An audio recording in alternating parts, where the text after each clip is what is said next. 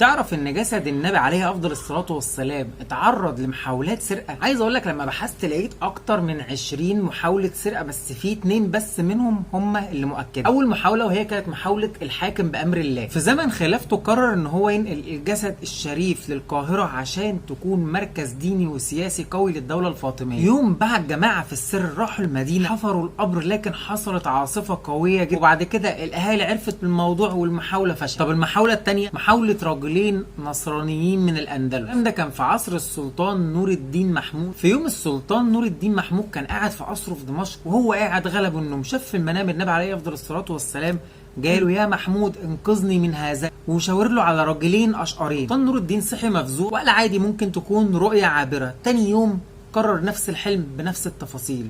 تالت يوم قرر برضك نفس الحلم بنفس التفاصيل. السلطان وقتها قرر قال في حاجه غلط، ده نداء نبوي عاجل مش مجرد رؤيه عابره. فقرر ان هو يعمل رحله سريه بدون اعلان رسمي للمدينه المنوره، وهي في الوقت ده كانت تحت سلطته، وخد معاه رجاله قليله وذهب كتير جدا وهدايا كتير جدا. واول ما وصل المدينه قال لهم اجمعوا كل سكان المدينه يجوا لنا هنا عشان هوزع عليهم ذهب وهدايا. فقعد يتفقد وشوش الناس، من ضمنهم لقى الرجلين الاشقرين اللي الرسول عليه السلام شاور عليهم. فسال عليهم مين الاثنين دول، فقالوا له دول 2 حجاج خلصوا الحج وجم يزوروا النبي عليه افضل الصلاه والسلام. اجرهم بيت قريب قوي من الحجره النبويه، فامر بتفتيش البيت لقاهم فحرين نفق في اتجاه القبر الشريف. وبعد ما ضغطوا عليهم اعترفوا، قالوا ان هم كانوا عايزين يسفروا الجسد الشريف لاوروبا. بالفعل امر بقتلهم، حفر خندق عميق حوالين الغرفه النبويه وصب فيها رصاص منصهر لغايه ما بقى جدار قوي مستحيل اختراقه.